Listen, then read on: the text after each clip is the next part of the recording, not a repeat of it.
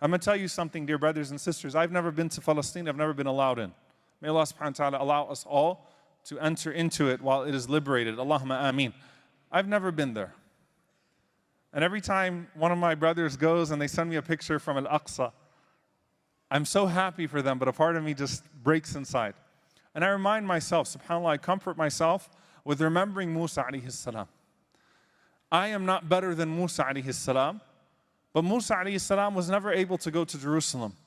Did he long for it? Yes.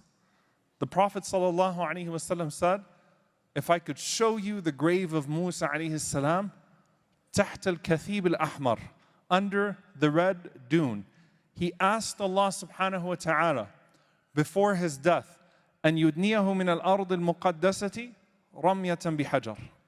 He said, oh Allah, I have not been allowed into the Holy Land. Let me die just a stone's throw away from it. And Allah subhanahu wa ta'ala allowed him to die just outside of the Holy Land, just outside of Al-Ard al-Muqaddasa. But with that, subhanallah, the Prophet sallallahu alaihi wasallam on the night of Al-Isra wal-Mi'raj led Musa alayhi salam in salah along with all of the other prophets where? In Masjid al-Aqsa. His grave was outside.